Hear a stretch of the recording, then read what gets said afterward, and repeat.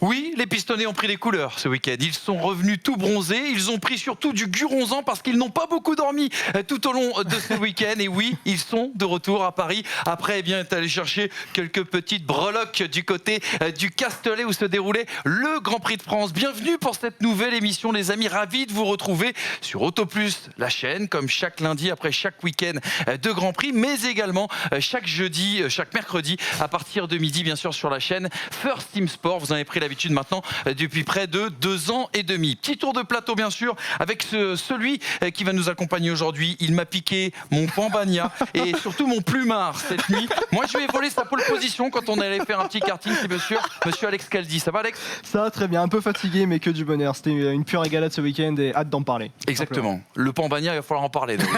Parce que ça a été l'une des catastrophes Premier jour de ce week-end. Au karting, on parlait du karting, tiens justement. La prochaine personne que je vais vous présenter pense déjà depuis 4 jours maintenant avoir gagné et n'en démord pas. C'est bien sûr le H, monsieur Hamza Ramani, qui est avec nous. Salut Hamza. Il y a des preuves, il y a un live sur Twitch.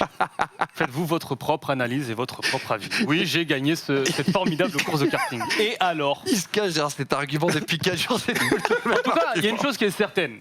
Premier ou deuxième, l'ex-vice-champion de karting, je l'ai fumé. D'accord? Oui, mais il a eu un accident. On y revient. À cause de qui? C'est quoi? Moi je vais pas réagir à ça, c'est de la mauvaise foi. Vous venez de l'entendre. Lui aussi s'est régalé au volant, mais au volant d'une Peugeot 208. Il a fait la course 2 jours durant sur la F1 Lane avec une Audi R8. Cherchez l'erreur, monsieur Brice Germain. Salut Brice. Oui, ça va. T'es un vrai pilote, hein. Tu nous as régalé sur la F1 Ouais, Lane. il faut juste que je vois encore s'il me reste des points. Ouais. Parce que la F1 Lane, je l'ai un peu martyrisé. Quand même. Un petit peu tartiné, en effet, les gendarmes s'en souviennent. Allez les amis, on perd pas de temps. On regarde tout de suite le sommaire de cette nouvelle émission. On a bousculé un petit peu les programmes parce que c'est vrai que c'est un week-end un peu particulier pour les pistonnés. Déjà le débrief de ce Grand Prix de France 2021. L'entretien, on a eu l'occasion de rencontrer franchement ce qui a été un vent de fraîcheur et l'une des sensations de ce week-end du côté du Castellet. C'est Victor Martins qui a réalisé son plus beau week-end en tout cas en F3. Le Français qui nous a régalé tout simplement. C'est sa première saison en F3 et on a décidé bien sûr de lui donner la parole. Le débat qui sera consacré là encore une fois au Grand Prix de France. Est-ce que la F1, la FOM se fout-elle justement de ce Grand Prix de France, de ce Grand Prix au Castellet? C'est l'énorme question qu'on va se poser. Ce sera l'occasion de parler aussi de notre expérience, de parler du sportif, de parler de l'expérience bien sûr spectateur et de se poser la question bien sûr concernant l'avenir du Grand Prix de France. Et puis on a remplacé le quiz. Alors il y a les théoriciens du complot qui pensent que le quiz va disparaître, non, je vous jure que c'est pas le cas. Le quiz ne va pas disparaître, mais on a décidé de vous livrer un petit zapping des petits moments coulisses qu'on a pu vivre. Alors, pour le coup, j'ai pas du tout vu la séquence. Monsieur Alex Caldi et monsieur Brice Germain avaient carte blanche cette nuit pour préparer tout ça. J'ai un peu peur, j'espère surtout qu'ils n'ont pas tout mis, tout ce qu'on a filmé, bien évidemment. Allez les amis, on perd pas de temps et on se consacre tout de suite au débrief d'un Grand Prix de France qui a été fort intéressant.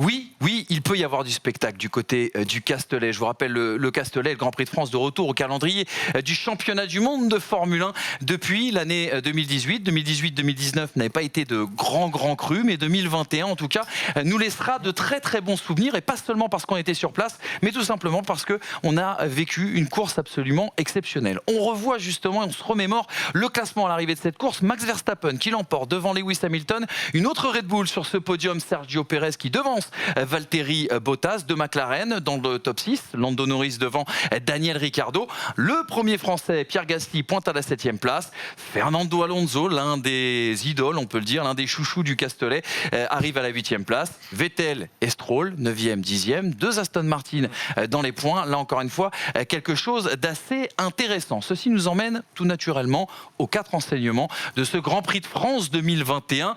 Beaucoup de jeux de mots, ils ne sont pas tous bons. Au Castellet, on n'était pas prêt après, on va évoquer bien sûr la performance de Red Bull qui nous a éblouis tout au long du week-end. Gueule de bois Ricard, on va forcément évoquer la situation de Ferrari. Ricardo, enfin le bon dosage, c'est la question qu'on se posera concernant le pilote australien. Et puis des Français en souffrance. Il n'y a pas de faute d'orthographe, je sais que parfois il y en a et je m'en excuse. Il n'y a pas de faute d'orthographe, c'est bien sûr un petit jeu de mots, vous l'aurez compris. On attaque le premier enseignement. Au Castellet, on n'était pas prêt parce que franchement, il y a une voiture, cette Red Bull, on savait qu'elle était bien née. On savait que la Red Bull avait le potentiel pour aller jouer le titre.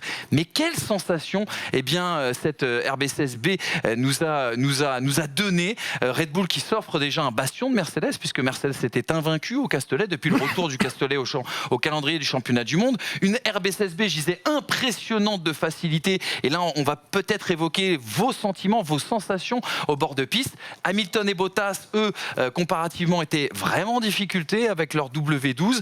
Et puis, il y a eu certes cette victoire et ces deux voitures placées sur le podium grâce à une stratégie absolument parfaite, mais il n'y a pas eu que ça. Il n'y a pas eu que ça parce qu'on a la sensation que la confiance est vraiment désormais du côté de Red Bull, qu'il y a quelques tensions aussi du côté de chez Mercedes, vous me direz si vous êtes d'accord là-dessus, et que surtout cette voiture, c'est peut-être l'arme idéale pour jouer le titre. Regardez justement cette petite réaction là qu'on est allé collecter à l'arrivée bien sûr de cette course, c'est Toto Wolff. Premier aveu de faiblesse. Nous savions que nous allions déclencher les arrêts trop tôt, mais nous n'avions pas le choix. Nous continuons de croire que la stratégie à un arrêt était la meilleure, mais en se battant si fort après l'arrêt, nous avons beaucoup demandé aux pneus, nous les avons trop malmenés pour tenir jusqu'à la fin. Deuxième aveu de faiblesse, après Toto Wolff, on va lire ce qu'a dit Lewis Hamilton, le champion maison bien sûr. On voit que la majeure partie du temps que nous avons perdu aujourd'hui, c'était juste en ligne droite. Il faut comprendre pourquoi, mais après un vendredi si difficile, je suis vraiment content du résultat de la course. Certes, nous n'avons pas gagné alors que nous menions, mais je n'avais plus de pneus à la fin, mais c'était quand même une bonne course. Le champion du monde qui nous dit qu'en finissant deuxième et en se faisant dépasser à 2 tours de la fin, c'est quand même un bon résultat pour Mercedes. Deuxième aveu de faiblesse. Les amis, cette question, ce duel Red Bull-Mercedes, qu'est-ce que vous avez appris de plus en vous déplaçant au Castellet ce week-end ? Que la Red Bull a un package qui est si facilement réglable qu'elle peut s'en sortir sur des circuits où elle n'est pas forcément typée de base. Là, on a cet aveu de faiblesse de Lewis Hamilton qui dit on a du mal en ligne droite. Pourquoi ? Parce que Mercedes ne pouvait pas se permettre de débraquer l'aileron comme Red Bull l'a fait. Et Red Bull pouvait faire ça et garder sa stabilité, ce que ne pouvait pas faire Mercedes, qui avait déjà, avec l'aileron braqué comme il l'était, beaucoup de mal à tenir cette stabilité, notamment en sortie de virage. On le voyait, la Mercedes était très instable par rapport à la Red Bull qui s'asseyait vraiment sur le début de ligne droite. Donc oui, c'est ça. C'est juste l'aveu que la Mercedes a une fenêtre de performance beaucoup moins large que la Red Bull. Et en l'occurrence, pour gagner un titre mondial à 23 courses, il faut avoir le package le plus complet. Je reprends juste la main derrière, je te donne la main Hamza. Juste vous dire, les images, elles sont maison. Vous l'avez vu, ça tremble un peu, mais c'est des beaux plans. Mais c'était juste pour dire que c'est maison, c'est pas piqué sur Internet. Hamza. Aujourd'hui, j'ai la certitude, après ce Grand Prix de France, n'était pas une certitude, c'était peut-être un espoir, c'était peut-être une volonté aussi d'avoir une lutte finale jusqu'au bout. Mais aujourd'hui, j'ai la certitude que Red Bull, s'ils parviennent à garder ce niveau de confiance, à accumuler les bons calls, les bons choix, ne pas commettre d'erreurs, j'ai la certitude aujourd'hui que Red Bull est un candidat au titre mondial. Parce qu'aujourd'hui, il y a un numéro 2. C'est peut-être pas l'enseignement principal du week-end, on ne pense pas forcément à ça en premier lieu. Mais moi, celui qui m'a vraiment impressionné ce week-end, c'est Sergio Pérez. Parce que la course de Pérez aujourd'hui, qui empêche surtout, malgré un début délicat, il était en difficulté sur le premier relais à cause du vent, notamment, il l'a dit. Mais ce que je trouve intéressant, c'est que même à bonne distance, c'était pas comme avec Gasly, avec Albon, il n'y avait pas un écart colossal avec le top 3. Ce qui fait que lorsque Verstappen fait son deuxième arrêt, Hamilton et Bottas ne peuvent pas réagir parce que déjà ils se retrouveraient derrière Verstappen, mais aussi et surtout parce qu'ils se retrouveraient derrière Sergio Pérez. Et là, c'est intéressant d'avoir enfin une bataille à 2 contre 2 à la régulière. Concrètement, Bottas, il a eu des trous, Pérez, il est en adaptation, mais sur l'ensemble de la saison, on aura une vraie bataille à 2 contre 2. Et là, ce sera le plus malin qui fera gagner son équipe. Les rôles se sont inversés. On avait Mercedes qui était vraiment leader pendant plusieurs années. Et là, maintenant, on a cette sensation que c'est Red Bull qui a pris le lead. Qui plus est, on a pour la première fois, depuis un certain temps, du côté de chez Red Bull, une unification. on a à la fin de la course, on a Verstappen qui vient fêter sa victoire et qui va voir directement Sergio Pérez, qui vient l'enlacer et qui vient prendre des photos avec lui. C'est la première.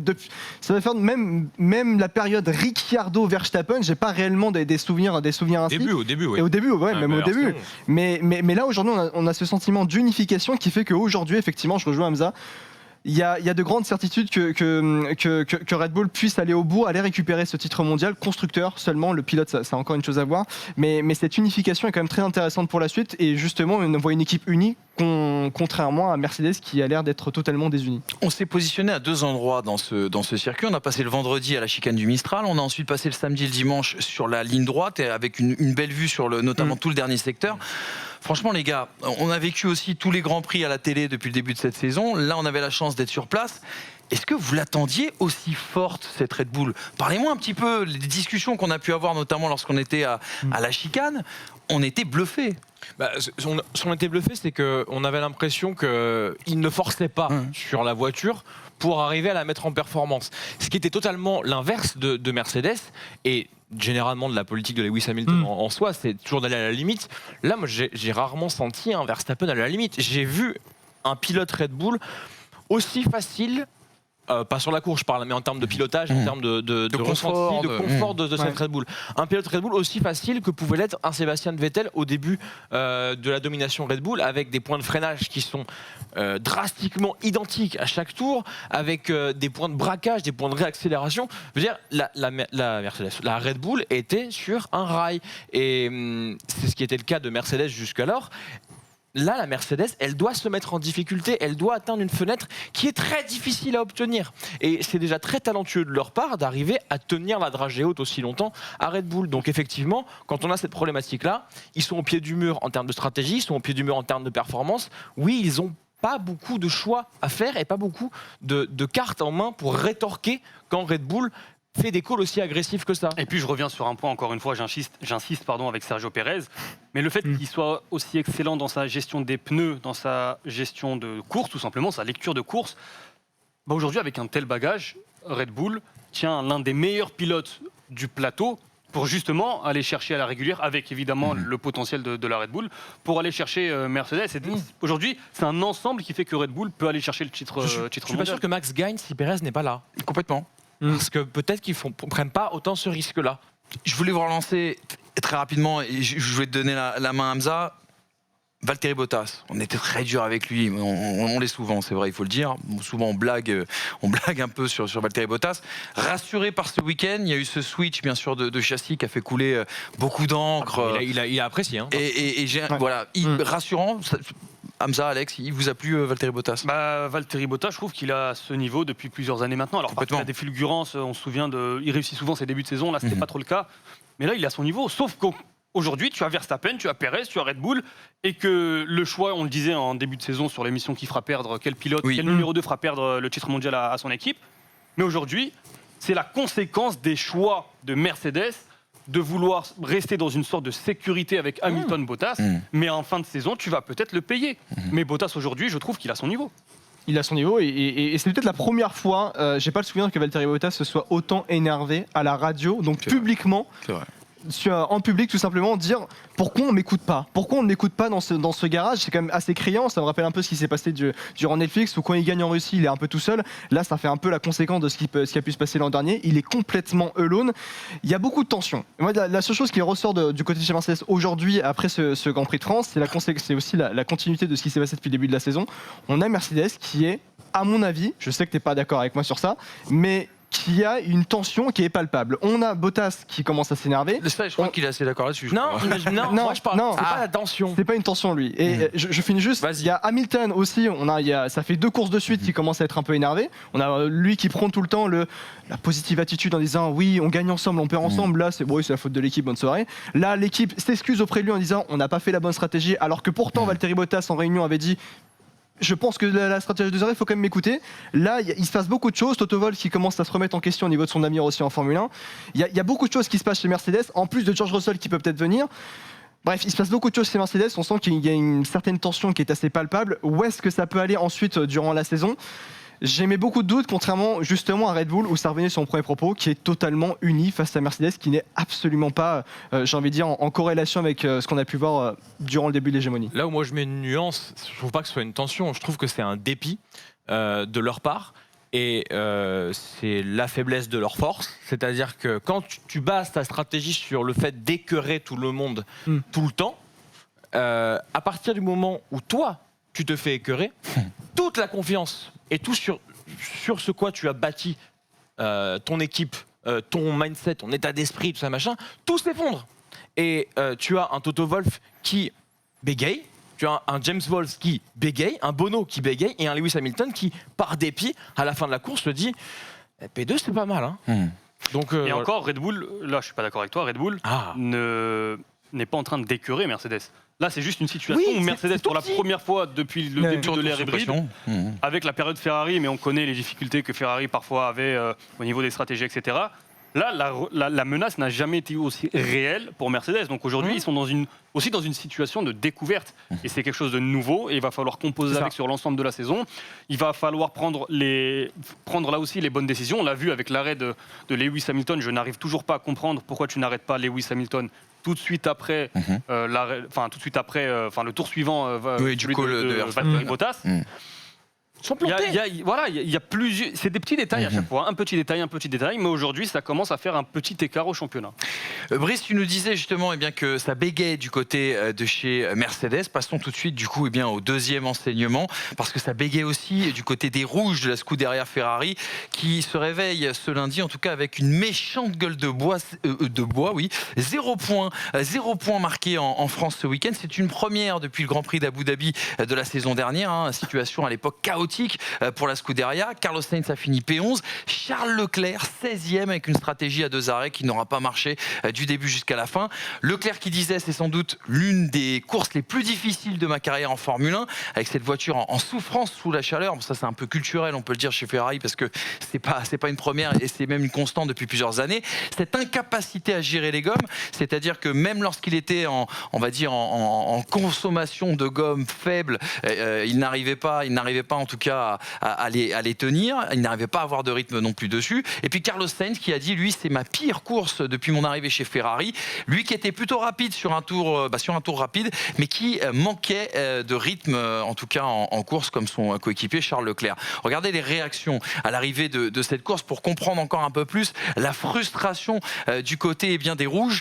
Charles Leclerc qui disait ceci: le rythme est là lors des 2 premiers tours avec ses pneus, puis tout le monde continue sur ce rythme et nos 2 voitures commencent à chuter. Il va falloir qu'on bosse car Carlos et moi, on a eu énormément de mal aujourd'hui, on ne s'attendait pas à ça. Donc il faut clairement qu'on comprenne ce qu'il se passe. Charles Leclerc, son frangin, qui a remporté sa première course en F3, c'était bien sûr la course 2 du côté du Castellet. Ferrari, sacré claque ce week-end quand même. En fait, c'était presque prévisible dans le sens où on les voit faire des performances superbes sur 2 circuits qui ne bouffent pas les pneus, que sont Monaco et Bakou, et des circuits qui ne sont pas aérodynamiques, des circuits qui ne sont pas, Bakou un peu plus, mais pas trop moteur, à Monaco notamment. Donc là, quand on se retrouve avec un circuit qui demande énormément d'aéro pour tenir la voiture dans des courbes rapides et qui demande ce moteur-là, effectivement, Ferrari est à la peine. Et la voiture bouffe du pneu, bouffe du pneu.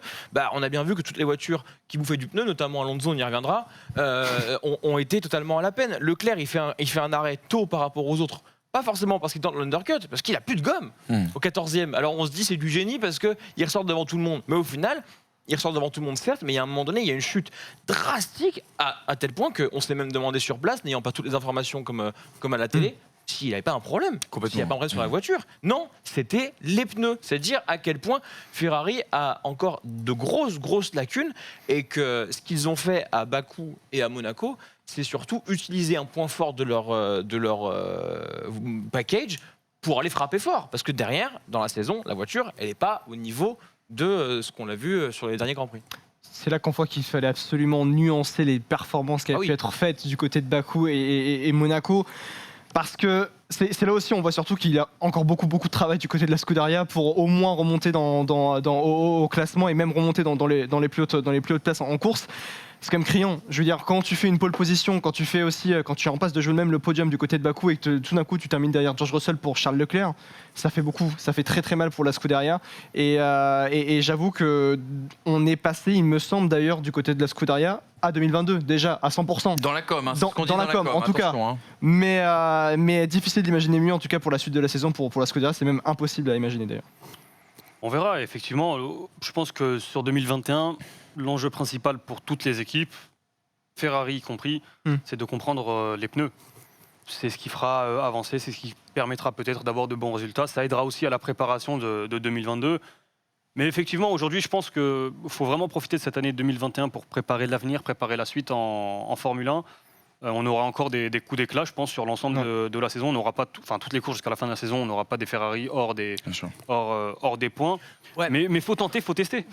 Mais tu vois la piste que c'est, le Castellet, en termes de. Enfin, c'est une piste package. C'est une piste test, c'est une piste complète. Faire un mauvais résultat au Castellet, c'est pas bon. Alors, ouais, Barcelone, c'était pas si mal pour Ferrari. Mais moi, sincèrement, je suis une écurie, je préfère faire mal à Monaco que faire mal au Castellet.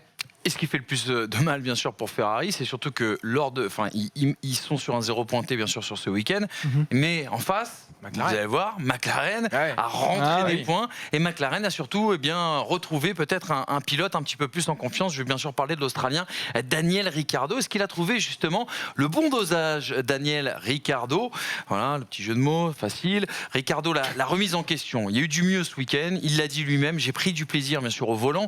Il y a cette remise en question qui s'est mise en place, bien sûr, après le terrible camouflet de Monaco. Le garçon s'est mis un petit peu au vert. Le garçon, surtout, a beaucoup travaillé du côté de l'usine, bien sûr, à Woking. Il a fait également beaucoup de simulateurs pour essayer de mieux comprendre cette voiture. Et à l'arrivée, c'est 18 points à 0 pour McLaren. Un rythme de course bien meilleur, bien sûr, que leurs adversaires Alpha Tauri, Ferrari. On pourrait même citer presque Alpine et Aston Martin. La gestion parfaite aussi des gommes. C'est vrai que surtout ça ça, ouais, a ouais. très bien marché Ouais. pour le coup du côté de McLaren. Le bel hommage à Mansour Ojeh, bien sûr. Et on l'a vu sur la voiture, le logo McLaren avait été remplacé bien sûr par la mention Mansour.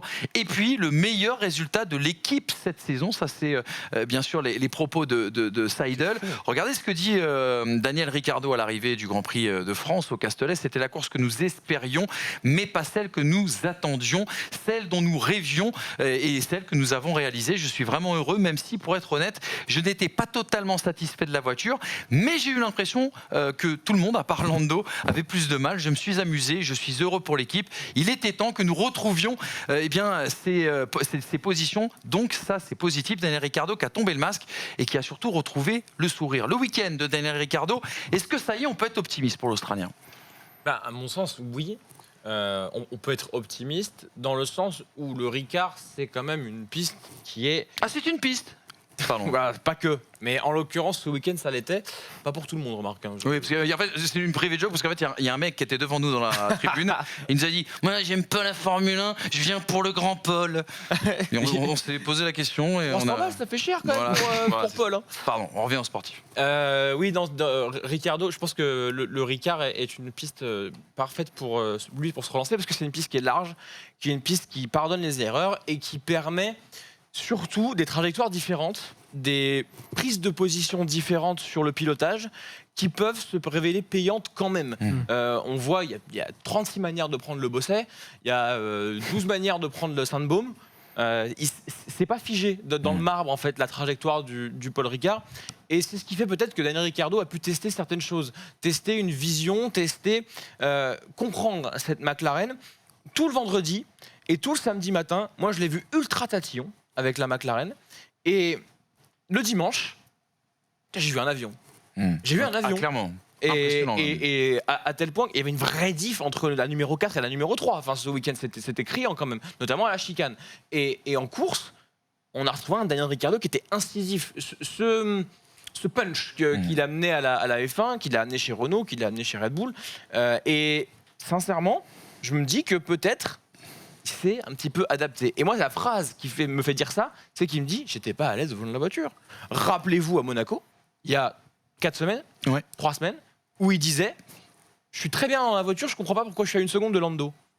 Parce que justement, il allait se mettre en difficulté par rapport à son pilotage qui ne correspond pas à cette McLaren. Il ne la comprend pas encore très bien, mais par contre, il fait l'effort de la mettre en difficulté, de se mettre en difficulté pour aller chercher les secondes. Et au final, ça paye. Il est devant Ricciardo, devant Norris en début de course.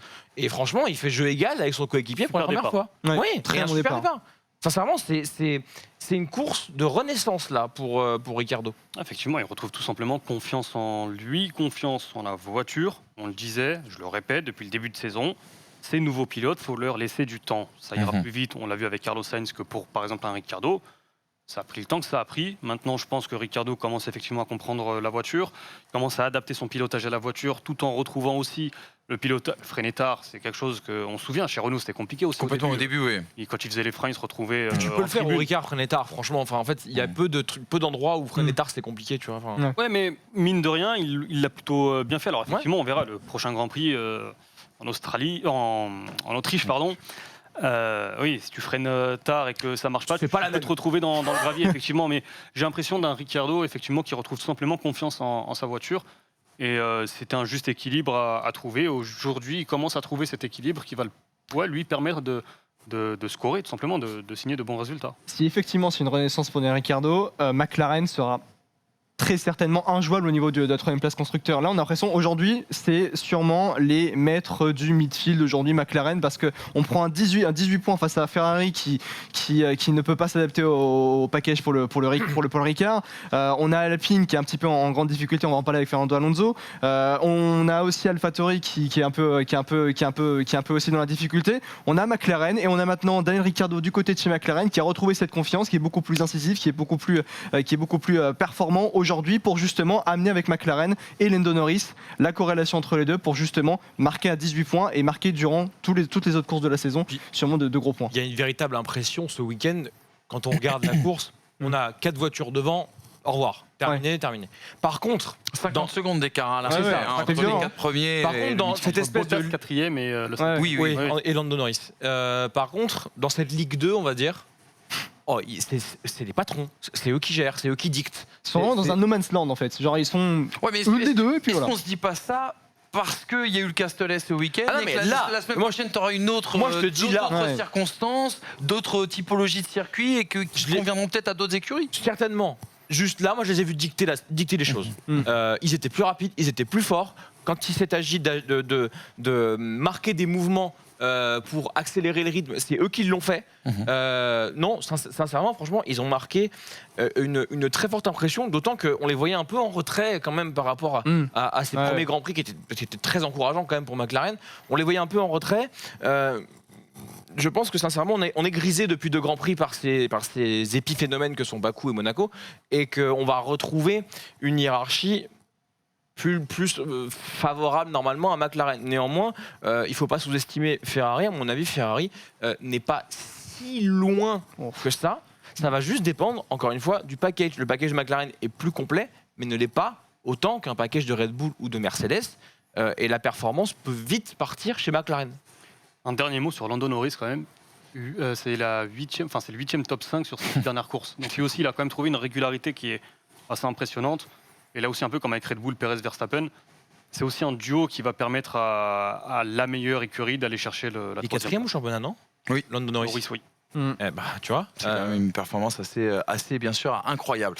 Vous le savez, comme on le dit dans un célèbre et petit film d'auteur, dans Souffrance, il y a France, et les Français ont été... C'est d'ailleurs une question que je vais vous poser dans le 4e enseignement, un petit peu à la peine ce week-end. Pourtant, il y avait de belles promesses. Un Pierre Gasly qui ne pouvait pas faire mieux que ce qu'il a fait, et bravo à lui parce qu'il a été, ça a été la régalade tout au long du week-end, un excellent rythme tout au long de ce week-end. Mais cette course gâchée par la stratégie d'AlphaTauri, il a perdu sur son premier pit 3 places, me semble-t-il, Pierre Gasly. Alonso était satisfait. A-t-il été satisfaisant? Ce sera la question que je vous poserai. Il a été le vrai leader d'Alpine, en tout cas sur ce Grand Prix de France. Il a eu énormément de difficultés à gérer la dégradation des pneus, mais ça, on n'apprend rien. C'est, je pense, le talon d'Achille, bien sûr, de Fernando Fernando Alonso, mais il a quand même sauvé les meubles avec cette 8e place. Et puis un week-end quand même, il faut le dire, décevant pour Esteban Ocon. Enfin ça c'est mon avis, vous me direz si vous êtes d'accord là-dessus. Il y avait eu l'annonce de cette prolongation jusqu'à 2024 avant le Grand Prix. Il était attendu, il est parti. Alors il n'arrive pas à se qualifier en Q3 alors que son coéquipier arrive à le faire et qu'il avait réussi à dominer son coéquipier depuis le début de cette saison. Mais il part quand même d'une position idéale, 11e avec le choix des gommes neuves en plus, etc. Mais aucun rythme pour Esteban Ocon qui finit bien sûr hors des points. Qu'est-ce que vous avez pensé du week-end de nos Français? Quand je dis nos Français, Fernando Alonso, vous le savez, il n'est pas français, mais quand je parle français, c'est bien sûr Gasly et Alpine. Il est un peu français, oui, pour moi et pour Hamza, c'est sûr, on est entièrement d'accord. Mais bah, qu'est-ce que vous avez pensé du week-end des Français? Franchement, en essai libre, en qualif, on pouvait s'attendre à quelque chose, à ce qu'il se passe quelque chose, et finalement, il ne s'est pas passé grand-chose. Déjà, il y a Gasly qui part en 3e ligne après la séance de qualif. Là, tu te dis, quand même, en course, ça ne devrait pas dégringoler. Et puis finalement, tu te rends compte que la puissance du moteur Honda peut laisser un petit peu à désirer. Qui plus est, Honda a dit on va vous apporter un moteur pour le Grand Prix de France qui sera beaucoup plus performant et beaucoup plus fiable. Bon, la fiabilité est au rendez-vous, mais en termes de performance, c'était pas tellement ça du côté de AlphaTauri. Perez aussi, effectivement. Mais bon, il y a aussi cet aspect où tu as l'impression que pour Pierre Gasly, il faut qu'il fasse chaque course à 250%. Quand on voit ce que fait Yuki Tsunoda où c'est très compliqué, Pierre Gasly est obligé de surperformer, d'amener cette monoplace toujours au-delà de ses capacités pour pouvoir la mettre dans de bonnes conditions et peut-être la faire terminer dans des points qui sont peut-être inespérés pour AlphaTauri. Et c'est là où là ça va être peut-être très usant pour Pierre Gasly de voir jusqu'où il peut aller durant cette saison. Et malheureusement, s'il réussit quand même à faire toute la saison avec une AlphaTauri et à terminer régulièrement dans les points, je trouve que là la performance sera réellement plus que remarquable, mais réussir à faire ça risque quand même d'être assez compliqué. Parce que dans les points, c'est dans le top 7, c'est signé des gros points, et mine de rien, il est dans c'est une saison très importante pour la suite de sa carrière, parce qu'effectivement, si sur l'ensemble de la saison, il parvient à montrer cette régularité avec un matériel qui peut sembler un peu inférieur à McLaren, peut-être à Ferrari, ça c'est sur l'ensemble de la saison. Bien inférieur quand même par rapport à McLaren. Après, encore une fois, moi je reviens sur ce début de saison, sur les 2 premières courses, AlphaTauri, il m'impressionnait. On verra sur l'ensemble de la saison, mais effectivement... Dans les points ou dans le niveau de la performance et du rythme. Bah après, ouais, mais il faut scorer. Non, mais le potentiel, tu l'as. Si le matériel, tu l'as. Mais c'est toujours ça, AlphaTauri, en ce moment. Mais oui, mais c'est ce que je te dis. C'est aussi une jeune écurie qui est en train d'apprendre. On ne l'a jamais vu à ce niveau-là d'emblée, d'entrée sur une saison. Et Pierre Gasly, sur l'ensemble de la saison, s'il parvient à montrer que c'est le patron, il a pris 82,2% des points de son équipe. C'est le plus gros différentiel entre 2 pilotes. 37 points pour Gasly, 8 pour Tsunoda. Donc si sur l'ensemble de la saison, il parvient à scorer ces gros points, il aura déjà cette étiquette de patron chez AlphaTauri. Et là, peut-être pourra-t-il viser plus haut. En tout cas, peut-être les gros vont commencer à regarder Pierre Gasly. Donc sur ce que tu dis, en fait, c'est un problème ce que fait AlphaTauri que si on imagine le futur de Pierre Gasly là-bas.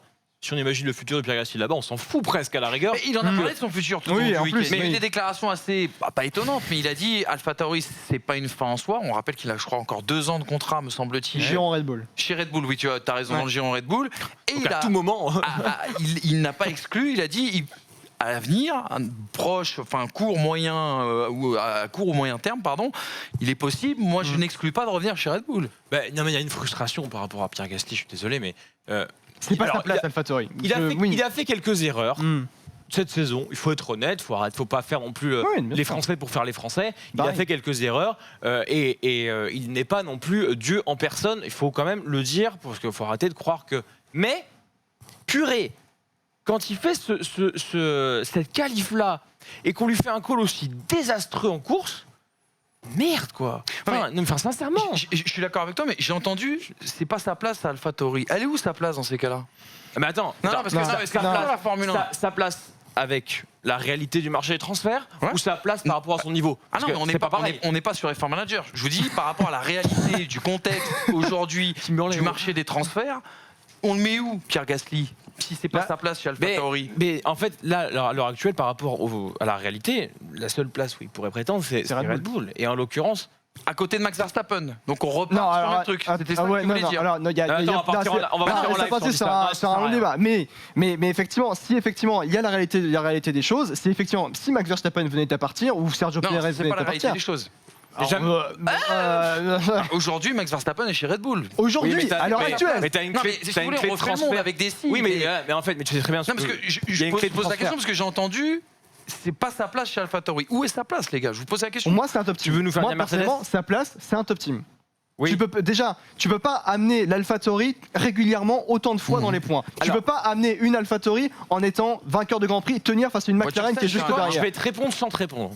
Vas-y. La, la place de Gasly, pour moi, elle est équivalente à celle d'un Carlos Sainz aujourd'hui. D'accord. C'est-à-dire une évolution dans une écurie de pointe qui a les moyens d'aller chercher de très grands résultats Et de l'emmener loin, qui va surtout. faire participer le pilote à une évolution vers de très grands résultats. Aujourd'hui, AlphaTauri a un plafond de verre et on le sait, c'est l'écurie sœur, même c'est plus fille, mais sœur de Red Bull. Et à partir de là, on sait très bien que les moyens seront insuffisants par rapport à Red Bull. Donc, de base, il y a un plafond de verre. Donc, effectivement, Sainz a pris son envol un jour par des chemins sinueux, Renault, McLaren, machin. Il est chez Ferrari et aujourd'hui, Carlos Sainz fait partie de ce qu'on pourrait appeler les cadors. Pierre Gasly, on ne l'estime pas encore comme un cador parce qu'on ne donne pas le matériel. Alors donnez-lui un second baquet dans une écurie de pointe. Quand je dis de pointe, c'est qu'il peut aller chercher des podiums, qu'il peut aller chercher peut-être des victoires. Et là, moi, je serais satisfait de la place de Pierre Gasly. Aujourd'hui, je suis pas satisfait et je suis frustré de voir un Pierre Gasly qui se fait ruiner ses performances par des calls désastreux, ne comprenant pas le fait que l'undercut est primordial là. Enfin, et du coup, oui, effectivement, il faut qu'il se barre. On a beaucoup parlé de Pierre Gasly. Je me retourne vers toi, Hamza. Faut qu'on parle d'un peu d'Alpine. On parlait tous les deux. Hein. Avec l'homme, bien sûr, qui nous a montré. Bon, franchement, je vais le dire. C'est vrai qu'on aime beaucoup Fernando Alonso. Et beaucoup est un vain mot. Qui ça? Mais franchement, moi, il y a un truc que j'ai adoré au Castellet. C'est qu'Alonso, tu peux le regarder en essai libre. Il a vraiment la grinta. Il y a un truc. Il y a une émotion qui se dégage T'avais les yeux humides. de son pilotage. C'est vraiment quelque chose. Le week-end d'Alpine, Hamza, qu'est-ce que tu en as pensé? Pour Alonso, pour en revenir sur cette émotion, c'est un pilote. J'ai l'impression il pilote à l'ancienne, mais c'est aussi ce qui fait sa faiblesse aujourd'hui. Exactement. Au niveau de la gestion des gommes. Alors c'est beau à voir visuellement, mais il faut quand même. Alors ça va peut-être être dans l'américaine. Ça va peut-être être compliqué. Fernando, la vie, c'est de l'autre côté. Ouais, ça va peut-être être compliqué, mais oui. Alonso au volant d'une F1, ça fait toujours quelque chose, effectivement. On va pas se mentir maintenant. Et de le voir surtout, de voir ses propres mine yeux. de rien, c'est un pilote aujourd'hui qui lui aussi a un plafond de verre, c'est cette gestion des gommes. Et tant qu'il ne parviendra pas à piloter différemment, parce que je pense que c'est même un nouveau pilotage qu'il doit adopter pour la compréhension déjà des pneus et puis de sa nouvelle voiture, même s'il y a des évolutions en cours depuis plusieurs semaines maintenant. Alonso, il pourra pas aller chercher ce qu'on attend de lui. En tout cas, ce que moi j'attends de lui. La problématique en plus, c'est qu'il a ce problème de gestion de gomme et il se retrouve dans une écurie qui a du mal avec les gommes. Donc au bout d'un moment, tu vas moins égale plus. Ah, dommage, voilà. Mais Ocon fait cette course là et décevante par rapport à ce qu'il nous montre depuis 4-5 Grands Prix parce qu'il n'arrive pas avec les gommes. Et je trouve que la course d'Alonso, vu ce qu'on a vu en essai où il était extrêmement fort en essai, je trouve qu'il a fait une course extrêmement forte pour le coup pour réussir à terminer devant Ocon en sachant son problème de gestion de gomme vis-à-vis de son Alpine qui a déjà un problème de gestion de gomme. Donc franchement, c'est bien déjà ce qu'il fait le Fernand quand même. Donc oui, c'est décevant par rapport à Alpine. La performance du Fernand, il est content d'être en France. Hein. Et ce qui est étonnant, c'est la différence entre les deux voitures sur ce week-end, ce que disait Bukowski, le directeur exécutif. Comment se fait-il qu'Alonso ait autant de facilité et moins de difficultés, mais vraiment beaucoup moins de difficultés que Esteban Ocon? Il le disait lui-même, Ocon, il ne parvenait pas à dépasser une Williams. Il y a une raison. Sur ce week-end-là, Alonso a récupéré une nouvelle direction assistée. Et il l'a demandé depuis très longtemps en disant « J'ai un manque de sensibilité au volant, j'ai besoin d'une nouvelle direction assistée. » Et il l'a reçu. Et c'est justement sûrement l'une des causes qui fait qu'aujourd'hui, on a une raison bonne qu'on a cité performance. plus tôt, c'est que Alonso a toujours eu un pilotage ultra reconnaissable, significatif. Et on a déjà dit, le Paul Ricard est un circuit où l'on peut avoir une trajectoire différente sans être moins rapide. Donc peut-être que lui a trouvé une solution là-dedans, dans une manière de piloter différente, qui lui amenait à lui en tout cas et à son Alpine des dixièmes supplémentaires par rapport à Ocon qui lui était totalement dans la mouise avec cette voiture qui vraiment comme la Ferrari, elle a les mêmes problèmes que la Ferrari sauf que le package est déjà globalement moins bien, donc voilà. Parce que mine de rien, Alonso il termine pas si loin de Ricciardo Non. et de Gasly. À 8, donc c'est la 6e place en soi. Donc se battre pour la 6e place, c'est déjà pas mal. Et Alonso, on a essayé de l'approcher hier à la sortie du paddock et j'ai failli me faire casser la gueule véritablement parce qu'on m'a la barre, les amis. Bref, on en reparlera ensemble. On vous livrera des anecdotes comme ça de ce week-end. Allez, un petit coup d'œil au classement des pilotes, classement des constructeurs aussi, puisque la situation a un petit peu bougé. Max Verstappen qui accroît bien son avance sur Lewis Hamilton, 12 points d'avance désormais. Perez devant Norris devant Bottas, ça c'est vraiment la surprise. Et puis seulement 10 points d'écart entre Leclerc et Sainz, et puis Gasly devant Ricciardo et Vettel. C'est quand même preuve, là encore une fois, du super début de saison de Pierre Gasly. Du côté des constructeurs, Red Bull creuse l'écart sur Mercedes. Ça commence à être un petit peu significatif, même si rien n'est définitif. McLaren reste quand même à 68 points des Allemands. Et puis, la bataille entre Ferrari et AlphaTauri ne devrait pas avoir lieu, mais AlphaTauri sera à la lutte avec Aston Martin. Alpine a perdu de gros points et bien sur ces dernières courses. Voilà les amis pour ce qu'il fallait retenir du débrief de ce Grand Prix de France 2021. On évoquait la Formule 1. On va tout de suite donner la parole à celui qui a été la sensation de ce week-end. Il est français, il nous a régalé en F3. Je parle bien sûr de Victor Martins.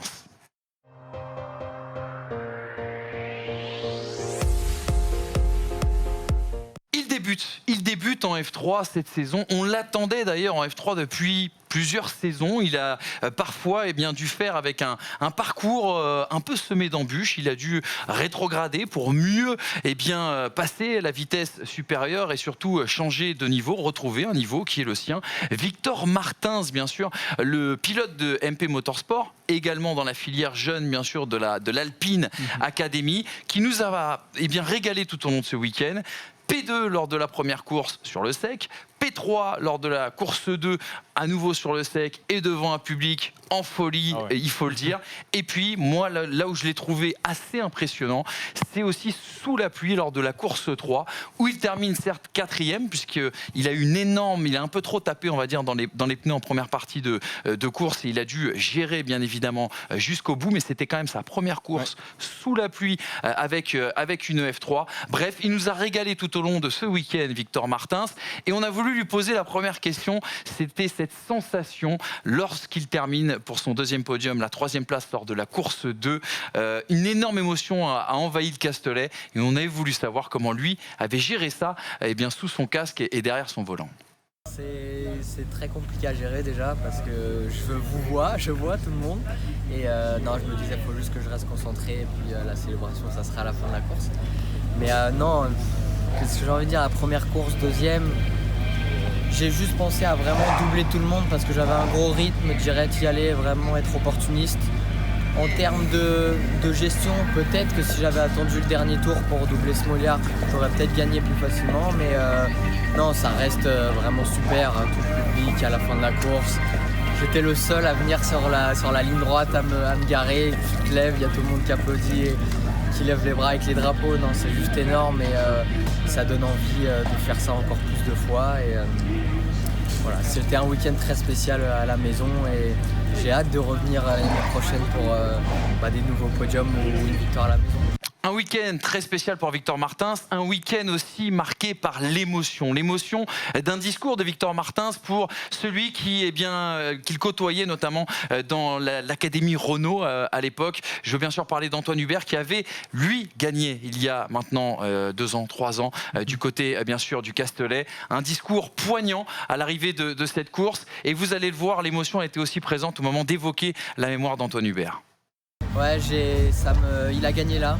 Il a gagné là en 2019 en F2, donc forcément j'étais obligé de penser à lui. Je l'ai moi dans mon cœur depuis qu'il est parti.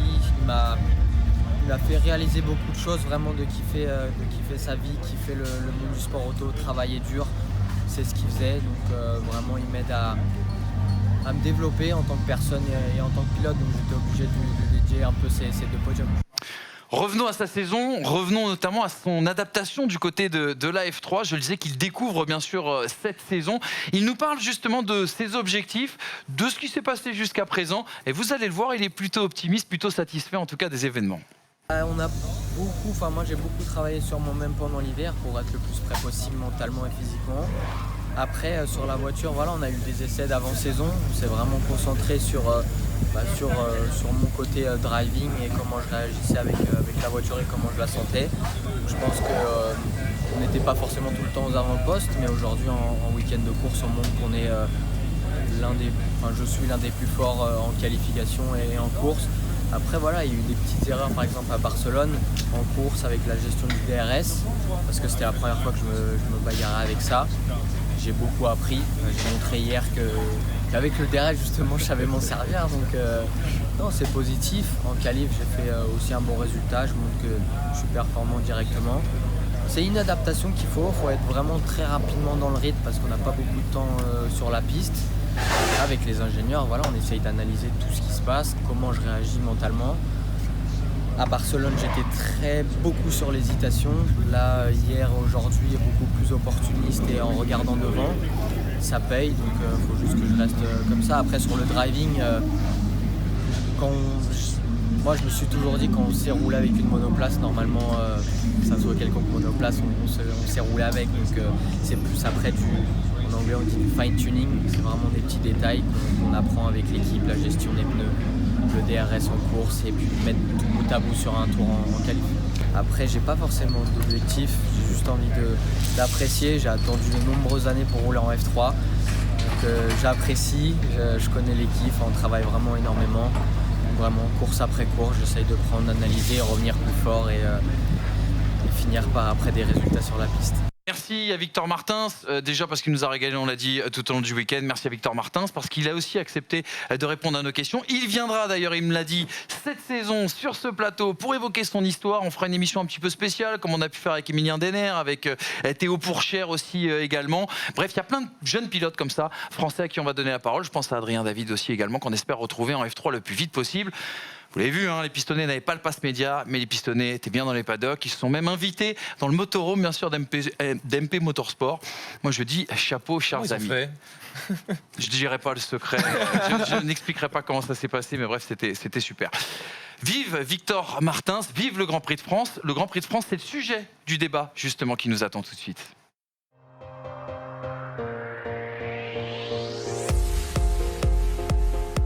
Une question nous vient en tête depuis déjà plusieurs semaines, nous a fait même débattre en dehors de ce plateau. Est-ce que la F1, est-ce que l'organisation Formula One Management n'en a plus rien à faire du Grand Prix de France, n'en a rien à faire du Grand Prix du Castellet? Voici les 3 motivations qui nous ont donné l'idée de ce débat, l'aspect purement sportif. Alors ça c'est une photo bien sûr de Bakou, c'est une petite erreur, mais c'est une erreur de ma part. L'aspect purement sportif, lié bien sûr au tracé du Castellet. L'expérience spectateur est-elle à la hauteur? Là j'attendrai bien sûr vos avis à chacun d'entre vous parce que vous avez été aussi des spectateurs cette semaine et on se dirigera vers une 3e partie qui évoquera notamment l'avenir du Grand Prix de France, l'avenir du Grand Prix de France tout à fait au calendrier de la Formule 1. On attaque l'aspect sportif parce que ce Grand Prix de France, il en a pris plein la tronche, on peut le dire, jusqu'à ce week-end, jusqu'à l'arrivée même de cette course. Regardez plutôt ce tableau, les critiques, notamment après le bilan de 2018 et de 2019 qui nous avait offert une sorte de procession. Trop de dégagement, on évoque souvent un circuit un petit peu parking, la configuration aussi choisie, remise en question. Vous savez qu'il y a plusieurs configurations possibles sur ce circuit du Castellet. Souvent, les pilotes ont dit « mais c'est pas la bonne qui a été choisie », etc., etc. Et pourtant, est-ce qu'on n'a pas eu une édition 2021 plutôt grand cru, du spectacle, du suspense, des dépassements et aussi également des erreurs en piste, en essai, en qualification et en course? Est-ce que les reproches sportifs sont justifiés vis-à-vis de ce Grand Prix de France qui s'est fait dézinguer par la presse étrangère tout au long de cette semaine? Disons qu'en fait, il est plus facile à dézinguer parce qu'il est récent. Donc forcément, récent, dans l'ère moderne, je parle. Mais du coup, effectivement, quand un circuit arrive et qu'il nous offre 2 courses pas folles sur 2, forcément que la presse étrangère s'en donne à cœur joie pour plutôt vanter les mérites de ses propres Grands Prix. Mais effectivement, la presse étrangère tombe moins sur Barcelone, qui nous a offert de sacrées processions aussi. Sacrée purge même, tu peux y Ouais, aller. hein. ouais, parce que sacrée siesta. Au début du printemps, ça commence à cogner. Barcelone, c'est bien d'être au lit des fois. Mais pour autant, les deux ont un caractère commun, comme je vous le répète souvent, ce sont des circuits de test, des circuits de package qui nous montrent le reflet de la hiérarchie en présence. Si la hiérarchie est chiante, le Grand Prix est chiant. Et c'est logique. Barcelone, depuis des années, on a des Mercedes qui sont ultra dominatrices, parce que les Mercedes sont ultra dominatrices. Et le Castellet, on avait des Mercedes ultra dominatrices, parce que les Mercedes étaient ultra dominatrices. Là, c'est plus le cas. On a une hiérarchie qui est ultra resserrée, et ça s'est vu là, et on a une course ultra resserrée, parce que la hiérarchie est comme telle. Donc, oui, le Castellet a de gros défauts en termes de pas forcément de tracé, mais plutôt D'environnement, tu veux dire? de philosophie Formule 1. De philosophie de l'erreur, de philosophie de la limite, de philosophie de tout ça. Pour autant, il n'est pas mal conçu, il n'est pas, enfin, je veux dire, c'est pas un circuit qui est pourri. C'est juste que, bah oui, des hiérarchies qui se reflètent dans ce circuit et ne nous offrent pas de course sensationnelle. Là, en l'occurrence, cette saison, la saison est belle, le Grand Prix est beau. Je reviens sur les zones de dégagement. Avec les jeux vidéo aujourd'hui, on peut faire des patchs. J'aimerais bien voir un patch du circuit Paul Ricard avec des graviers, de l'herbe à l'extérieur. C'est fou, c'est en pleine Pinède. Et Oui. vraiment, t'as des centaines de kilomètres carrés d'arbres de partout, comme à Monza. On va pas mettre les arbres d'un freinage.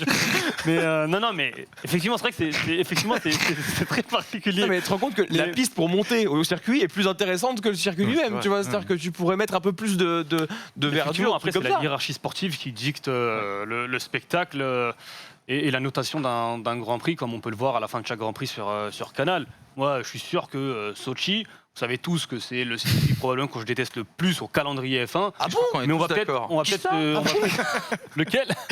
On va peut-être quand même avoir du spectacle à Sochi. Après, faut aussi aller au-delà du sportif. Est-ce que un Grand Prix, mais de toute façon aujourd'hui, j'ai envie de te dire, celui qui paye entre.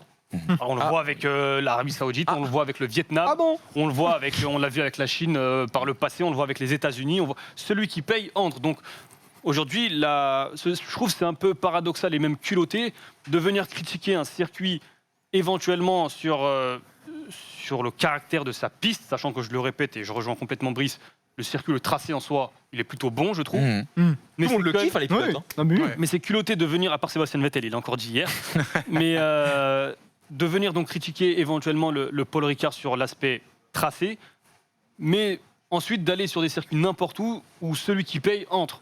Donc après, il faut trouver le juste milieu, mais on connaît très bien la réponse. On peut être romantique, ce qu'on veut, mais aujourd'hui, celui qui paye, il aura sa place sur le circuit du calendrier. Oui, bah oui. Mais non, bien sûr, mais oui. Mais il y a aussi cet aspect où effectivement, moi j'en ai parlé effectivement sur Twitter notamment le jeudi avant de venir, où effectivement tu vois tous les fans britanniques, particulièrement les Britanniques, toute la presse britannique en mode oh, on va se faire chier au Castellet. Pourquoi on va au Castellet? Vraiment, c'est chiant.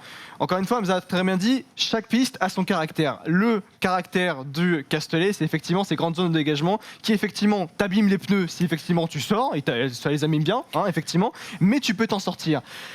Il faut arrêter tout le temps de critiquer chaque circuit. Nous, ici, par exemple, on critique pas les circuits, on explique forcément, on regarde aussi chez nous, justement. Oui, non, mais on critique, parfois à juste titre, justement. Tant que t'es là. Non, mais encore une fois, on les critique, mais à juste titre. Et là, le Castellet, je suis désolé, mais on critique pas à juste titre. On lui laisse pas sa chance. Encore une fois, 2 ans, on a eu que 2 éditions au Castellet dans la nouvelle Formule 1 d'une certaine manière, dans l'ère moderne. Et moi, le premier, sur les 2 courses en 2018 et en 2019, j'aurais pu faire la sieste. Oui, mais je vais pas me reprocher que pour moi, en 2018, la course, à partir du 30e tour, je me suis un petit peu assoupi. Mais il y a une vraie problématique à prendre en compte par rapport au circuit qu'on amène sur les calendriers. Souvent, on a un Herman Tilke qui va penser un circuit pour le spectacle, tout ça, machin.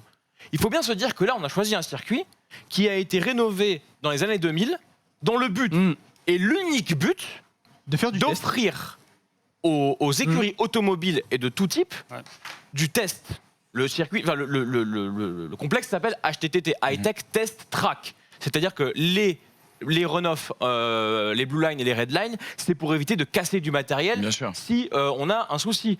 Les configurations de circuits différentes, c'est pour tester, si jamais on a envie de tester l'aérodynamique sur un point en particulier ou quoi. Ce n'est pas un circuit de course dans la manière dont il a été rénové. On a choisi celui-ci pour revenir au Grand Prix de France pour des raisons certainement économiques, politiques, par rapport à la région PACA. Oh tiens, ça se passe au mois de juin, donc évidemment. Mais en attendant, je trouve qu'avec le choix de ce circuit-là, on s'en sort pas si mal, quand même. Dans le sens où il n'est pas fait pour ça. Et il a été, moi je trouve, admirablement bien aménagé par les équipes du GIP pour le rendre attractif pour un spectateur et attractif pour des pilotes. Alors c'est là-dessus que je veux... T'es pas d'accord toi Hamza ? Non, mais encore une fois, mais tu l'as très bien dit tout à l'heure. Si là, on se retrouve en 2000, si cette course n'a pas lieu en 2021, mais en 2020, on a peut-être aussi une procession et là aussi, et on a peut-être pas le même discours. Oui, c'est vraiment le sportif et le spectacle. Si aujourd'hui Verstappen ne dépasse pas Hamilton à l'avant-dernier tour, mais qu'il se retrouve à 10 secondes derrière, peut-être que la vie aussi est différente. Complètement. Tu parlais d'une chose très importante, c'est aussi l'expérience spectateur. Parce que, oui, il y a le sportif, mais il y a aussi, et on s'en est rendu compte ce week-end, quelque part, il y aurait pu avoir une procession. Je pense qu'on serait quand même régalé sur ce circuit du Castellet. Parlons de l'expérience spectateur. Moi, j'ai envie d'évoquer un événement quand même maudit depuis son retour au calendrier de la Formule 1. 2018, le public répond présent, mais il y a ces problèmes logistiques, ces problèmes d'accès, ces bouchons monstres qui font qu'en 2019, les spectateurs vont bouder l'événement. 2020, l'annulation du fait de la Covid-19.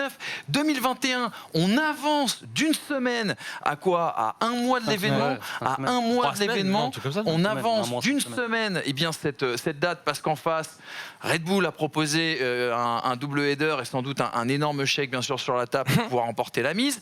Il y a quand même cette région attrayante et je sais que c'est l'un aussi des motifs forts quand même à nous rappeler bien sûr Pierre Guyonnet qui était venu ici sur ce plateau pour parler. Les à côté en dehors du circuit, les à côté en dehors de l'événement et puis les animations aussi également sur place avec cette question, est-ce que vous avez trouvé ça suffisant et divertissant ? Est-ce que l'expérience spectateur c'est l'une des armes de ce Grand Prix de France ou pour vous c'est là où le bas blesse ? Alors moi je vais prendre un exemple tout con, après c'est peut-être aussi l'arrivée de Liberty Media qui a changé les choses. En attendant, moi je trouvais que quand on passait un week-end de Formule 1 ailleurs peut-être, je pense à Monza quand j'y suis allé, à Manicourt quand j'y suis allé, on attend les courses. Ah, clairement.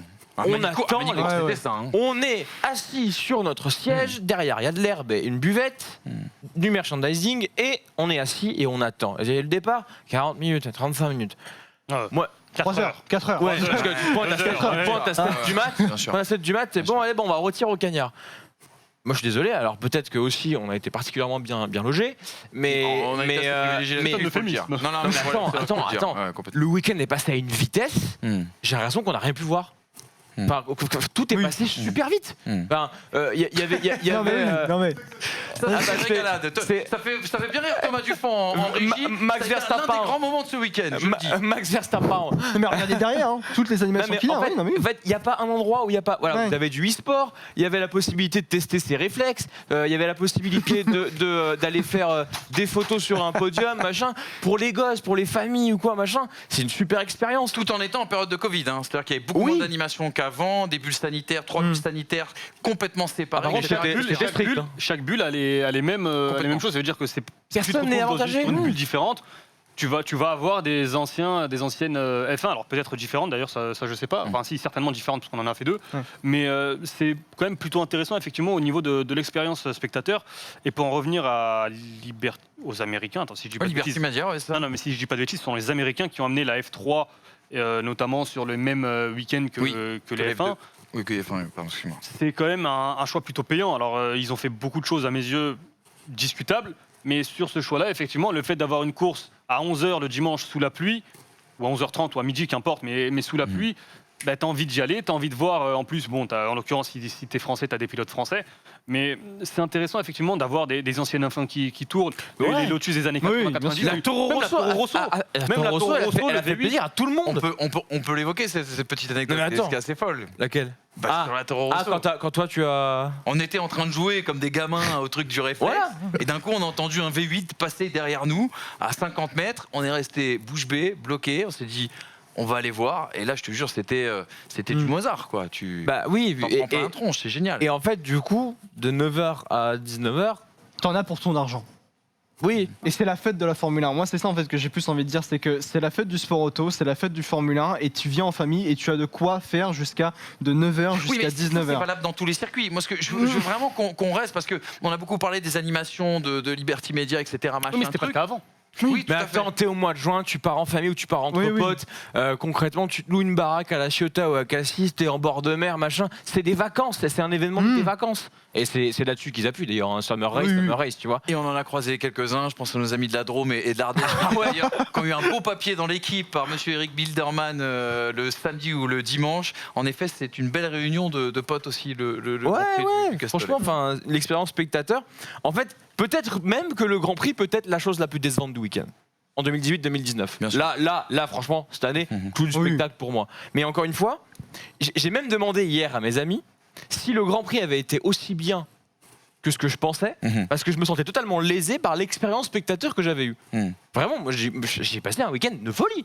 Vraiment. Oui. Oui, et puis c'est très important de le signaler, quand tu es spectateur, c'est différent du téléspectateur. Quand tu es spectateur, même sur 2018-2019, bon, il y a eu les problèmes de bouchons, etc. Mais quand tu te rends sur un circuit, il y a l'émotion, il y a le public, il y a les vivas, les hurrahs sur les dépassements, quand Verstappen passe, qui vient de passer premier, quand Hamilton du passe monde passe au stade, premier. hein, on peut le dire. hein. Voilà, donc c'est aussi tout un ensemble qui fait que tu n'auras forcément pas la même perception que le téléspectateur. Complètement. Et il y a aussi une chose à dire, c'est vrai que les gens qui ont suivi les différentes comment dirais-je, stories qu'on a pu mettre et tout, etc., on était très privilégiés. Oui, aussi, hein, faut Ça, le c'est dire. une Oui, oui, certitude. Mais à l'inverse, par exemple, on peut aller au virage du Bossé en enceinte générale qui font partie des prix les plus bas, ce que j'avais fait moi par exemple en 2018.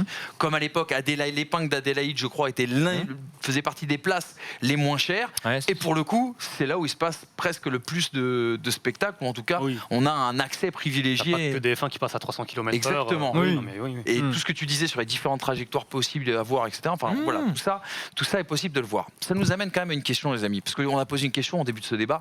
Est-ce que la F1 se fout du Grand Prix de France ? Si on pose cette question-là, c'est que on pourrait aussi imaginer que le Grand Prix de France puisse être en danger. Regardez, c'est la question autour de l'avenir du Grand Prix de France, moi, qui m'intéresse maintenant et qui va nous permettre de conclure un petit peu ce débat. Quel avenir pour le Grand Prix de France ? Le mauvais signal envoyé par la F1, cet événement avancé d'une semaine, j'en parlais tout à l'heure, la F1 qui cède aux sirènes, à l'argent, hein, comprendre sirène égale argent, de Red Bull, la concurrence aussi des nouvelles destinations, tu nous en as parlé, Hamza, il y a Jeddah, il y a Miami aussi également, et puis il y a aussi la question côté français qui va se poser. Quelle va être la réponse politique ? On est en pleine crise du Covid, crise sanitaire, crise économique. Est-ce que ça annonce une future austérité aussi, bien sûr, d'un point de vue économique? Est-ce qu'il y a de réelles retombées économiques aussi pour la région? On est en période Covid, il y avait des jauges. Est-ce que, par exemple, pour le tourisme, ça a pu être bénéficiable et profitable ce week-end? Et puis, cette problématique, la rentabilité, elle n'est toujours pas là, la rentabilité pour le Grand Prix de France. Les droits d'organisation de la FOM sont très importants. Et Éric Bouillet, le directeur du Grand Prix de France, le disait, est-ce qu'il ne faudrait pas renégocier ce contrat parce que pour pouvoir rentrer dans les frais et arriver justement à cet équilibre. La question elle est double. Est-ce que la F1 se moque de nous en tant que Français?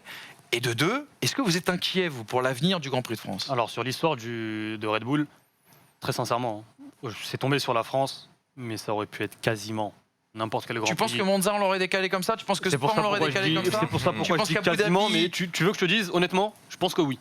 D'accord. Je pense que si aujourd'hui, du tout. Ben, à part Monaco, je pense que si aujourd'hui Red Bull arrive avec des millions, tu te souviens, Monza, tu le déplaces. Tu te Moi, j'en ai la souviens certitude. quand Spa a été décalé 2 semaines il y a une dizaine d'années parce qu'on trouvait qu'il pleuvait trop souvent, comment ça a Oui. été difficile à faire Non, tellement mais c'est une c'est institution. différent, c'est complètement différent. Ah bon? Bah oui, c'est différent parce qu'aujourd'hui, les Américains sont là pour l'oseille. Si vous ne comprenez toujours pas ça, aujourd'hui le but Ah, c'est si, je de le prendre comprends, de t'inquiète l'argent. pas. Donc à partir du moment où il y a la possibilité de faire de l'argent supplémentaire dans 5 ou 6 semaines, eh ben, tu signes le chèque et tu te déplaces pas. Tu te déplaces Monza, tu te déplaces Silverstone, tu te déplaces que tu veux. Et la F1 est un outil de soft power aussi.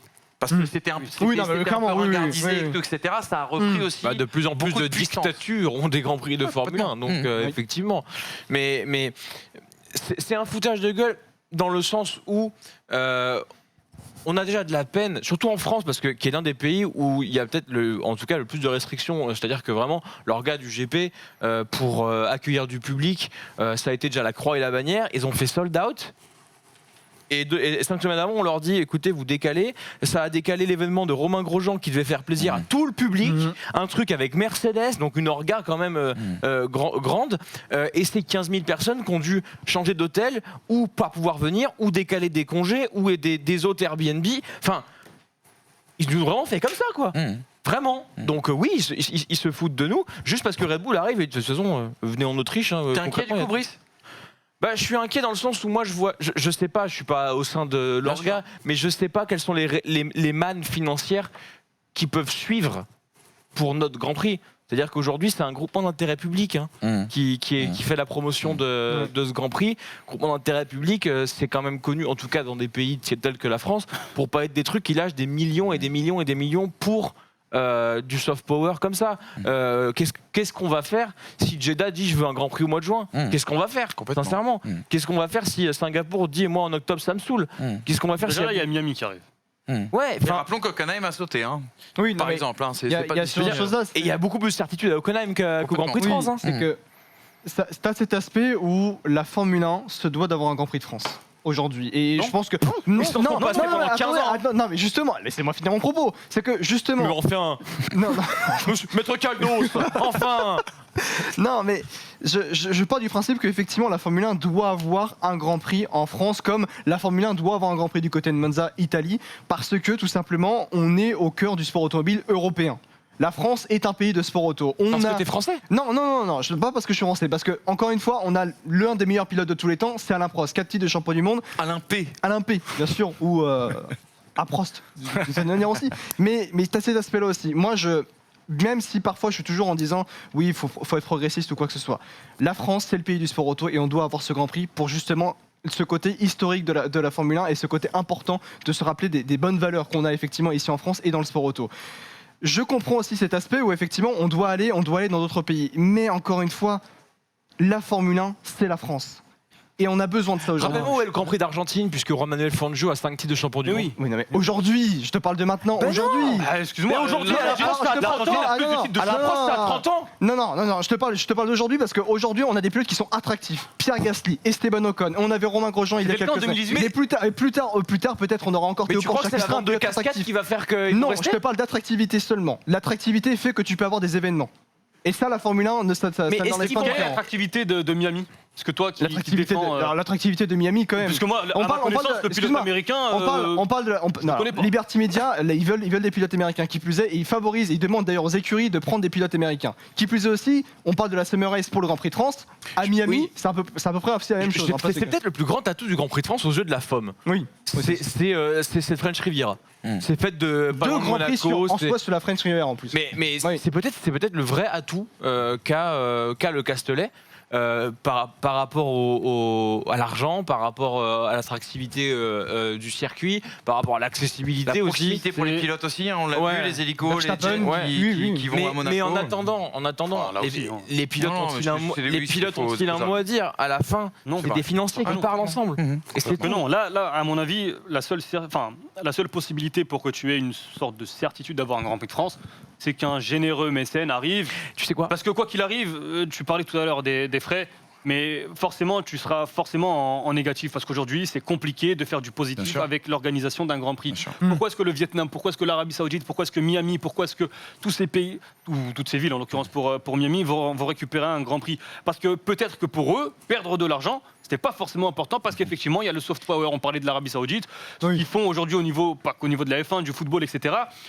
Ça fait partie du soft power. La France n'en a pas besoin, comme l'Allemagne n'en a pas besoin. C'est pour ça pourquoi aujourd'hui, tu n'as pas de Grand Prix en Allemagne. Et on va même aller à l'inverse. Aujourd'hui en Europe, la Formule 1, c'est pas forcément très éco-responsable, éco-friendly, mes trucs, etc., etc. Et les politiques, t'as pas vu Emmanuel Macron, par exemple, au Grand Prix de France ce week-end? Non. Mais par contre, tu vois Vladimir Poutine à Sochi. Hein. Oui, voilà. Oui, bien sûr. Mais par contre, il y a un cas où effectivement, je me dis que la ferveur et l'image d'un homme, d'une icône, peut amener ces Zandvoort. Est-ce que Zandvoort serait revenu si Max Verstappen n'existait pas? Est-ce que t'as pas une question de business aussi? Les Hollandais sont partout. Mais on le laisse partout parce qu'il y a Max Verstappen. C'est pas partout Christian Albers. Hein. Oui, non mais je T'en es bien d'accord. Non, mais je sais aussi. bien. Non, mais t'as raison. Ouais, c'est vrai. Mais est-ce que si t'avais ces tribunes oranges un petit peu partout dans le monde à chaque fois, est-ce que Bah oui, voilà. mais du coup ça a attiré les investisseurs C'est ça. et on a Zandvoort. Aujourd'hui, moi il y a un truc qui me fait positiver sur le Grand Prix de France, et ça se trouve c'est faux, j'en sais rien, c'est juste une supposition. Le changement de sponsor titre. Oui, avec Emirates. Emirates. C'était Heineken avant. Alors ok, c'est des sponsors titres de la Formule 1 dans tous les cas. Ça se trouve ils alternent, machin, ils se les envoient, j'en sais rien. Mais je sais pas. Je me dis, ça se trouve, ils misent sur l'attractivité de Gasly, Ocon, j'en sais rien. Mais je sais pas. Ça, c'est quelque chose sur lequel nous, par exemple, on peut le dire, c'est souvent ce qu'on se dit en antenne. On espère qu'il y aura un pilote, je dis pas français, mais francophone, qui jouera le titre dans les 2, 3, 4 années à venir, parce qu'on imagine qu'il y aura un engouement dans ce pays aussi, peut-être un peu plus important. Mais l'engouement, on l'a déjà, parce que tu vois les audiences. Oui, mais c'est-à-dire que tu vas toucher un autre public encore un petit peu plus large, parce que tu auras un champion un petit peu étendard. Alors ça n'a rien à voir, parce qu'il y a une vraie culture sport automobile, comme l'a dit Alex en France, mais tu prends par exemple l'Espagne, la Formule 1 n'existait pas avant Fernando Alonso. Et Fernando Alonso, alors que les types ont quand même une culture sport absolument extraordinaire. Est-ce que demain, peut-être plus ça te importante. choquerait qu'on n'ait plus de Grand Prix en Espagne? Est-ce que toi, ça te choquerait? Moi, ça me choquerait pas, parce qu'aujourd'hui, des années 90, oui. En Espagne, Ouais. alors à Barcelone, ça me choquerait pas, mais en Espagne, dans la totalité, ouais, ça me choquerait quand même. mais ça te choquerait, mais parce que t'as Parce que j'ai cette habitude. habitué, Non, parce qu'il y a cette cette vision habitude aussi. européenne ou cette vision Tu sais, à partir franco-française. du moment où Hockenheim Hockenheim a sauté le Nürburgring. Non, bien sûr. Alors, mais oui. Spa a été à un moment donné en difficulté. Imola On a dit la a sauté. même chose de Monza, etc. Les grands prix européens, il faut le dire. Imola, par L'Europe longtemps. n'est plus attractive pour le business justement de Liberty Oui. Media, comme tu le disais, non. mon cher Hamza. Voilà les gars pour ce débat. On a tout dit. On a Il y en a beaucoup beaucoup de de trucs à dire, mais bon. dites pas ça parce qu'après on va me dire oh Manu tu coupes trop rapidement cette émission etc. Vous l'avez vu, le format de cette émission c'est pas 52 minutes, on s'excuse pour ce qui s'est passé bien sûr il y a 15 jours, on déborde un petit peu, l'émission n'est pas terminée. Pas de quiz exceptionnellement cette semaine parce qu'on était sur place ce week-end. Voilà, donc on va proposer un petit sujet, ils sont morts de rire, ils ont passé la nuit à se bidonner. On va découvrir ça tous les J'ai deux. travaillé sur le balcon, ils se sont passés la nuit à se bidonner, mais en pleurer. Alors je ne sais pas ce qu'il y a dedans. En c'est fait, incroyable. je peux savoir ce qu'il y a dedans. Parce que j'ai pas mal filmé moi-même ce week-end. Voilà, j'espère qu'ils n'ont pas tout mis, vraiment, parce qu'il y a des trucs un peu voilà. Nous jugez pas, c'est juste on veut vous faire partager un petit peu. N'hésitez pas quand même avant de regarder la petite séquence qui va arriver. N'hésitez pas bien sûr à commenter ce débat, cette émission en commentaire, à donner de la force. Vous avez été nombreux à venir nous voir d'ailleurs sur le Grand Prix. Merci beaucoup pour tous vos messages d'encouragement. Je remercie le Grand Prix de France aussi également pour son accueil. Et je remercie également la First Team Sport pour son accompagnement depuis le début. Monsieur Tom, Monsieur Polo, Monsieur Tom, Monsieur Erwan. Bref, toute cette équipe qui permet justement à ce projet d'exister. N'oubliez pas le prochain rendez-vous, c'est le Grand Prix de Styrie. Ça sera le 28 juin prochain. Et maintenant, Régalez-vous. un petit inside, allez, à notre manière, à nous. Je ne sais pas du tout ce que je lance, j'ai déjà peur. Salut à tous, prenez soin de vous.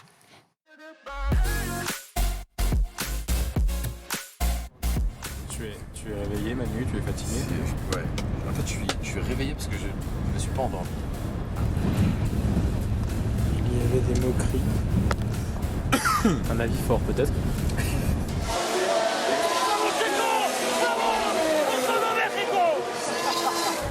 Donc le concept c'est qu'on est à Marseille et que notre ami Brice a eu la bonne idée. Montre-nous.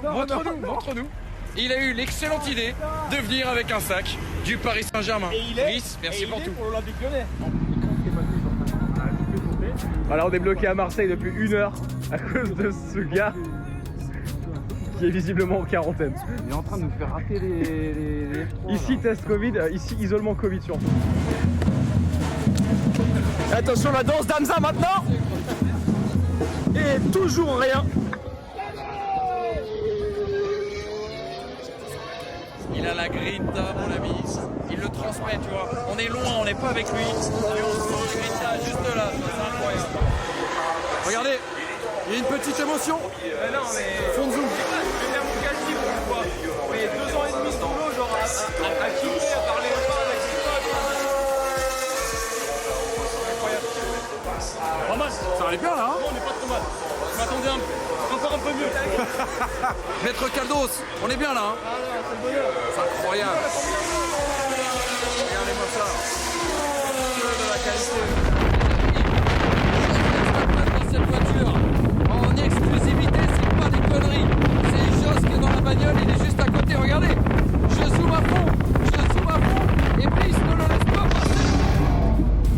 Verstappen arrivera-t-il à convertir cette 5e pole position de la saison? Mesdames et messieurs, bienvenue pour ce Grand Prix de France ici au Castellet.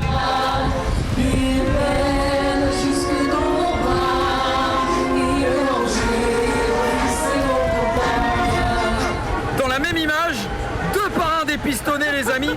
Franchement, c'est beaucoup d'émotion, il faut le dire. Merci pour l'oseille, les amis, d'ailleurs. Hein. Lawrence, thanks for the dollars. Et Lawrence qui arrive, regardez. Il est là, le GOAT. Regardez. Oui. Un chèque à 20 millions de dollars. Il est là, notre ami. Quel homme.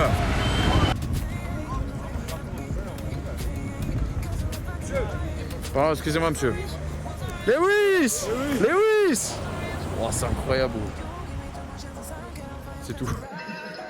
Ça n'arrête plus, on file à Francis Leblé, Brest-Dijon, Max Verstappen.